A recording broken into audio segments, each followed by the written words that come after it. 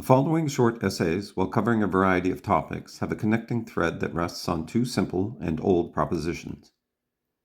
1. Reality is not a human construct. 2. Reality is revealed by God. When we accept that there is an objective reality, who or what determines this reality? If we are nature worshippers like the pagans, we look to the sciences for answers. We wonder what we are made of. The ancient Greeks will say we are the accumulation of indivisible entities called atoms. We ask, how did we come to be the way we are? A Belgian monk, looking up from his garden laboratory, will say we are the products of molecules with a genetic code. Where are we? On an insignificant planet orbiting a minor star in a galaxy among billions, expanding at incredible speeds away from one another, says the American astronomer with a satellite to his name. Another satellite, if we wish to know the time, will say we are 13 to 14 billion years into a young universe that began in a state of incredible heat and high entropy. Finally, if we wish to know why we are here, a bald and bearded Englishman will say, to survive long enough to reproduce. And for those who do not accept that there is an objective reality, that it can be whatever you want it to be, and that you have your own truth, in the words of Wolfgang Pauli, that's not right, that's not even wrong. The discoveries of science are surprising and profound, but if we are looking for answers to questions such as, is there a purpose in life, or what is good and what is evil, nature is a poor mentor. The carnage wrought by Mother Gaia from natural disasters, diseases, and genetic defects hardly inspires us to live the good life. Even in what we would call good table manners, she is lacking. We may like the idea of walking and talking with the animals, but we are not prepared to publicly defecate and fornicate alongside them. The reality presented by the 2,000-year project of nature worship and science feels unsatisfying and incomplete. No proofs, theorems, or equations on subjects such as morality, ethics, and art. So what, a self-described materialist may say? Was the universe supposed to cater to the feelings of humanity? And the self-described secular humanist may scoff at the ungratefulness for the benefits science has bestowed. It is better that humanity makes its own meaning in life and appreciates the wonders of the universe around it. In truth, were these secular humanist materialists to take a wondrous tour of this wondrous universe, the overwhelming response would not be one of wonder, but one of boredom. A hellish boredom at endless stretches of nothingness. Closer to home, in our wondrous biosphere, while enjoying the beauty of the occasional sunset, they may even admit some aspects of nature to be somewhat repulsive. Can this dissatisfaction with science be quelled with more science? Regarding the underlying reality of matter, we have come a long way from the indivisibles of Democritus. Fundamental particles are now localized fluctuations in an all-pervading quantum field. What is this quantum field made of? It is made of itself, of course. And where did it come from? To answer that, more science will be needed. Ultimately, our knowledge of what we are made of is of secondary importance. To put it another way, our knowledge of what matter is doesn't matter. We have made the transition from atoms as point-like indivisible particles to excitations in a quantum field, and it has not influenced one iota how we experience the world. If we discovered that instead of carbon, our bodies had been made of silicon the whole time, our conscious experiences would have remained the same. And while Darwin's theory of natural selection never claimed to explain the origin of life, it did have something to say about the origin of species. That nature preserves traits that are beneficial to an organism's survival has the explanatory power of saying something survives because it survived. Evolutionary processes that produce changes in beak sizes, neck lengths, and fur color cannot account for the origin and complexity of our species. There isn't enough time for selection, chance, and mutation to work its magic. There isn't enough time in the universe for a random combination of genetic base pairs to produce the viable proteins necessary for life. Again, more science will be needed. a grander, more encompassing theory that explains the origin of life and species, a theory whose only requirement will be that the mechanism by which this comes to be is a blind one.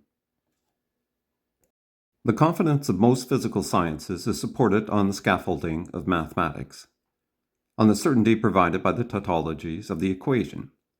X equals y, this is that. Any introductory physics textbook is littered with these tautologies. Force is mass times acceleration. Energy is a form of mass when multiplied by the speed of light multiplied by itself. Gravity is a force proportional to the inverse square of the distance. Yet the messy business of where mathematics itself comes from continues to rankle the pure materialist. Mathematics is unreasonably effective in modeling the processes of nature, but pure mathematics is not found anywhere in nature except in our minds. There are no perfect points, lines, or circles. Integral and differential calculus are processes of approximations, and it is doubtful that we will find Cantor's transfinite numbers modeling anything soon in the known universe. Mathematics resides outside of nature as it should. The map should not model the terrain to the extent that the map becomes the terrain. Yet mathematics exists in our minds, which are the product of nature, begging the larger question, what is mind? The experiences, or qualia, of a conscious mind are as elusive to the materialist as the origin of mathematics, and the almost incestuous relationship between the qualia of consciousness and the mathematical entities in the phenomena of synesthesia, to experience numbers as color, suggests a connection. Are the overlapping of mathematics and the physical world evidence of a mathematical mind at work, then? The finely tuned constants of physics that allow for the existence of our universe point to the appearance of intention or design. When we admit the appearance of design, we admit the idea of a designer, the primacy of a universal mind over a universe of matter. That there is an infinity of different universes with different physical constants, and we were just lucky to exist in the one that was sympathetic to the creation of life, could be true. But if positing an infinity of universes is necessary just to exercise Laplace's one unnecessary hypothesis, namely the hypothesis of a designer, methinks the lady doth protest too much.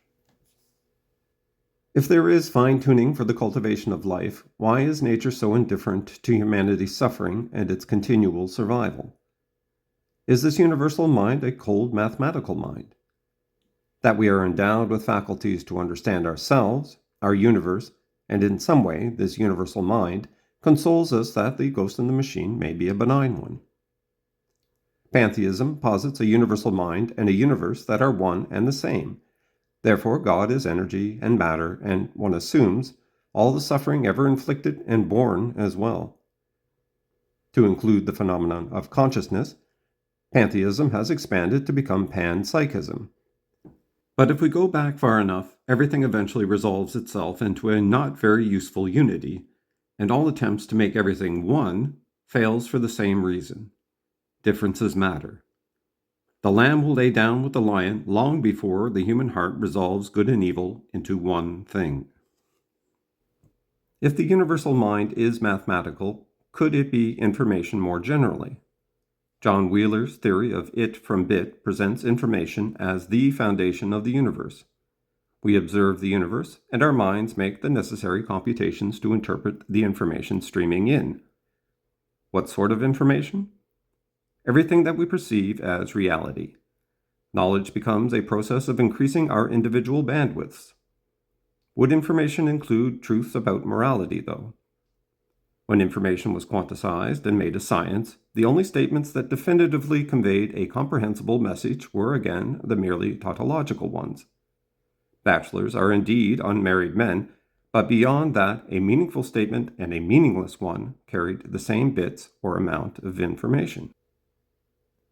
The above statements both contain equal amounts of information, but the first one is incomprehensible, while the second expresses a moral precept found in Judaism, Christianity, Islam, Hinduism, Buddhism, and even Confucianism, the so-called Golden Rule.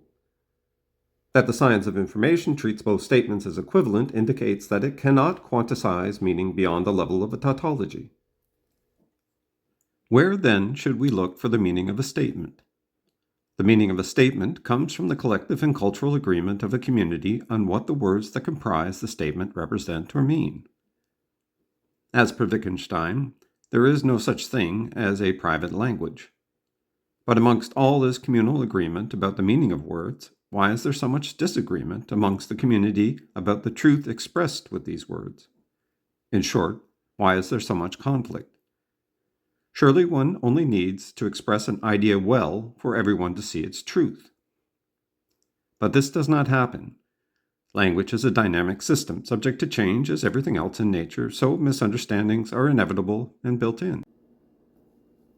But are the limits of language really due to a misunderstanding about the words we use or their evolving nature? Like mathematics, language is a tool to map our world with approximations. The word chair can refer to a four-legged object placed in front of a table, a committee head, or a rock that one is sitting on. But no country has ever gone to war over these various usages. It is only when we attempt to map the so-called inner world of our experiences with language that the trouble begins. The Golden Rule and the meaning of the words that comprise it are quite clear and unambiguous. It has survived the rise and fall of empires and spread across a diverse set of cultures. Its meaning may be clear, but the truth of it is open to everyone to interpret as they choose. For some, the Golden Rule is a fool's game in a world where everything is determined by power. For others, it is a foundational guiding moral principle. There may be no private language, but we can be sympathetic to the idea of a private morality. Take the case of Akhenaten, the heretic pharaoh who, contrary to preceding generations of polytheism, stood alone in his belief in one God years before Moses and the Jews set foot in Egypt. The carpenter's son also knew the limits of language when communicating beliefs. The parable of the sower and his non-reply to the Pilate question are well-known examples. An individual can perfectly understand the meaning of the Golden Rule and give it no value. Someone who believes in its value cannot communicate that belief to anyone else. To the believer, the truth must be revealed by God when an individual with their burden of freedom chooses to see it. And it is on the nature of revelation that we will turn next.